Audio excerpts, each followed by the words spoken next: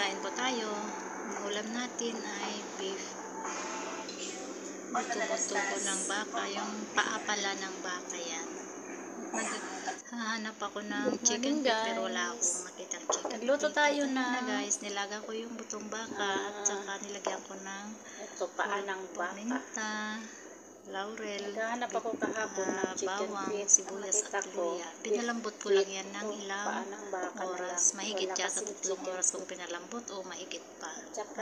Mahigit pang 4 na oras. Talagang pinalambot ko hanggang medyo konti na lang yung tubig niya. Palambot natin.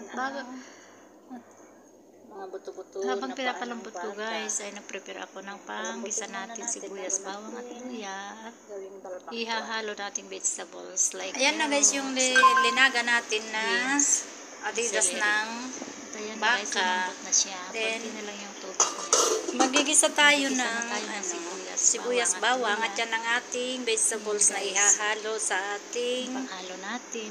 gawing balbakwa. Aywan ko ba nung tawag doon, basta sariling ano lang natin. Luto naman na yung magigisa na tayo ng sibuyas at bawang. So, igigisa lang natin yung sibuyas, bawang at lagay natin yung pangkulay at saka yung nagpainit na ako ng mantika guys. peanut butter. Saka natin ilagay yung sibuyas at bawang. natin. Luya, may luya din pala Tapos, tayo.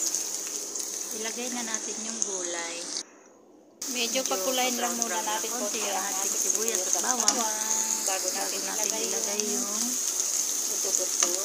pangkulay natin at butter, peanut butter. Then, ilagay na natin yung beef. Yan guys, ang ating luto ngayon. Sariling recipe lang yan guys.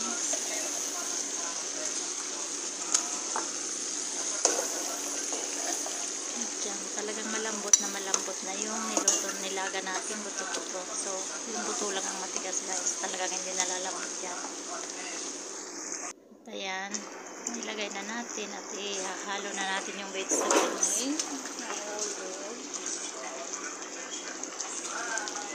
So, luto naman na yung beef natin. Konting pakulo lang para half cook lang yung vegetables natin. Yung gulay para mas masarap. Half cook lang yung luto niya guys. At ayan, luto na ang ating ulam at kakain na tayo. Thank you for watching guys. Sana magustuhan nyo ang ating video at i-like and subscribe naman po please. Thank you. Thank you for watching.